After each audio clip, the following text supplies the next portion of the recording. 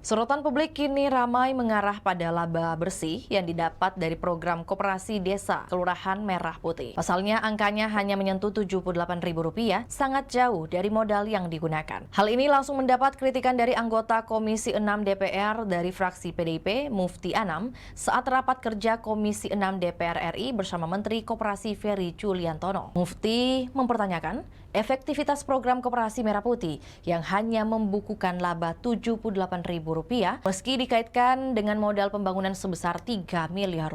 Angka itu bukan didapat dalam waktu sebulan, namun dalam waktu 6 bulan. Menurutnya, jika data itu benar, tingkat keuntungan yang dihasilkan sangat kecil. Hal itu, Menteri Koperasi Ferry Juliantono membenarkan adanya koperasi yang mencatat laba bersih senilai Rp78.000. Ia menjelaskan koperasi tersebut merupakan koperasi Kelurahan Merah Putih Melawai di Jakarta Selatan yang dibentuk secara mandiri. Ferry mengatakan, karakteristik koperasi di kawasan perkotaan berbeda dengan koperasi di desa, sehingga model bisnisnya tidak bisa disamakan. Karena itu, Kementerian Koperasi akan menyiapkan prototipe khusus bagi Koperasi Merah Putih di kota besar dengan skema usaha dan studi kelayakan yang berbeda. Menurut Ferry, saat ini pemerintah masih memprioritaskan pembentukan badan hukum dan pembangunan infrastruktur dasar koperasi. Sementara itu, gaji pegawai nantinya akan disesuaikan dengan kemampuan usaha masing-masing koperasi, sedangkan besaran gaji manajer masih dibahas bersama Kementerian Keuangan. Itulah tadi berita hot news kita pada hari ini. Saksikan berita hot news lainnya hanya di kanal YouTube dan Facebook Tribun Timur.